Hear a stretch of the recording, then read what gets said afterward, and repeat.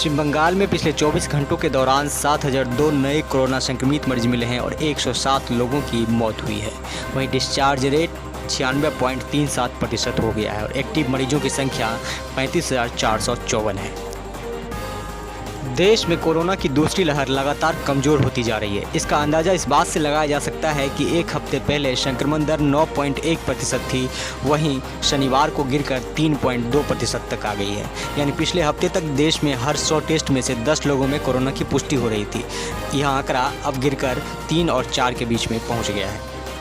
पश्चिम बंगाल में चुनाव रिजल्ट के बाद हिंसा और सियासी बवाल दोनों जारी है। एक बार फिर से राज्यपाल जगदीप धनखड़ ने हिंसा के मुद्दे पर राज्य की मुख्यमंत्री ममता सरकार को कटघरे में खड़ा किया है।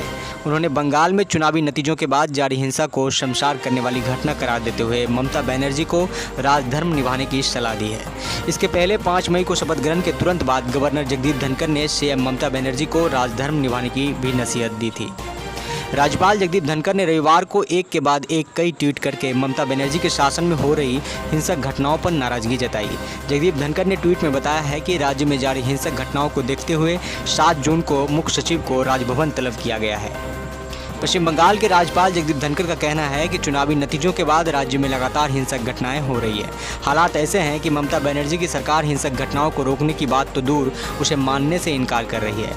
ऐसी घटनाएं शर्मसार करने वाली है। पिछले दिनों पश्चिम बंगाल में हिंसक घटनाओं के प्रभावितों से राज्यपाल जगदीप धनखड़ ने मुलाकात की थी। उन्होंने केंद्रीय गृह मंत्रालय की विशेष टीम से भी राजभवन में मिलकर बात की थी। राज्यपाल जगदीप धनखड़ लगातार सीएम ममता बनर्जी के शासनकाल में होने वाली हिंसा को लेकर नाराजगी जता चुके हैं। इस बीच रविवार को राज्यपाल ने ट्वीट से एक बार फिर से राज्य सरकार पर तीखा हमला बोला है और 7 जून को मुख्य सचिव को तलब किया है।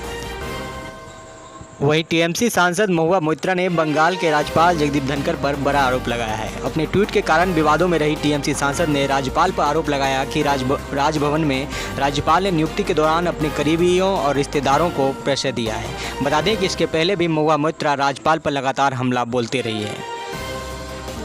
टीएमसी एमपी महुआ मोइत्रा ने ट्वीट किया है और ट्वीट में राज्यपाल पर राजभवन में नियुक्ति में करीबियों और रिश्तेदारों को जगह देने का आरोप लगाया है। उन्होंने ट्वीट के साथ एक डॉक्यूमेंट भी शेयर किया है। इस डॉक्यूमेंट के अनुसार राज्यपाल के ओएसडी अभ्युदय सिंह शेखावत उनके साला के बेटे हैं। ओएसडी कोऑर्डिनेशन अखिल चौधरी राज्यपाल के करीबी रिश्तेदार हैं। रुचि दुबे ओएसडी एडमिनिस्ट्रेशन राज्यपाल के पूर्व एडीसी मेजर गौरंग दीक्षित की पत्नी है।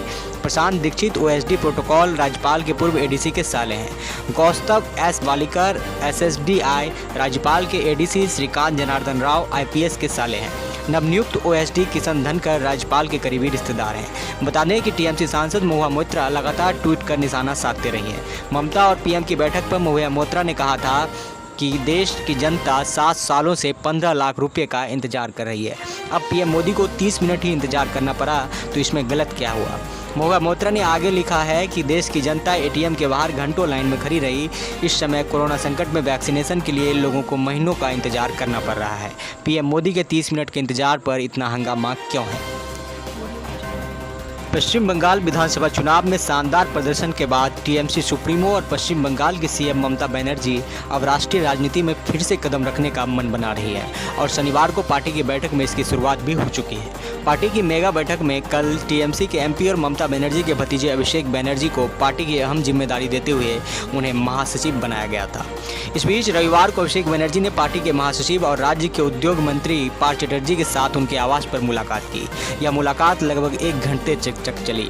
यह बैठक काफी महत्वपूर्ण मानी जा रही है। ऐसा माना जा रहा है कि टीएमसी पश्चिम बंगाल से बाहर निकलकर दूसरे राज्यों और केंद्रीय स्तर पर राजनीति करना चाहती है और दूसरी ओर ममता बनर्जी को केंद्रीय राजनीति में लाकर पीएम मोदी को चुनौती देने की रणनीति बनाई जा रही है। बता दें कि ममता बनर्जी लंबे समय से राष्ट्रीय राजनीति में रही है। साल 2011 में बंगाल की सीएम बनने के पहले वह कभी भी बंगाल की विधायक नहीं रही थी। उसके पहले से वह सदा ही एमपी निर्वाचित होती रही थी और पीवी नरसिम्हा राव से लेकर अटल बिहारी वाजपेयी के मंत्रिमंडल में वह रेल मंत्री, कोयला मंत्री, खेल राज्य मंत्री जैसे महत्वपूर्ण पद संभाल चुकी हैं और राष्ट्रीय राजनीति में मोदी विरोधी नेत्री के रूप में उनकी एक पहचान भी है। ममता बनर्जी के मंत्री शोभनदेव चट्टोपाध्याय ने शनिवार को अभिषेक बनर्जी को तृणमूल कांग्रेस का राष्ट्रीय सचिव बनाए जाने पर कहा था कि पार्टी दूसरे राज्यों में विस्तार करेगी और ये जिम्मेदारी अभिषेक को दी गई है क्योंकि वे बांग्ला के अलावा दूसरी भाषाएं भी जानते हैं। शोभनदेव चट्टोपाध्याय ने कहा कि अभिषेक को हिंदी और अंग्रेजी आती है, वे युवा हैं, तेज तर्रार हैं, इसलिए पश्चिम बंगाल के बाहर पार्टी का विस्तार करने की जिम्मेदारी उन्हें दी जाएगी। पार्टी ने इस पर आधिकारिक तौर पर कुछ नहीं कहा है, पर शोभनदेव चट्टोपाध्याय के इस बयान से संकेत तो मिलता ही है।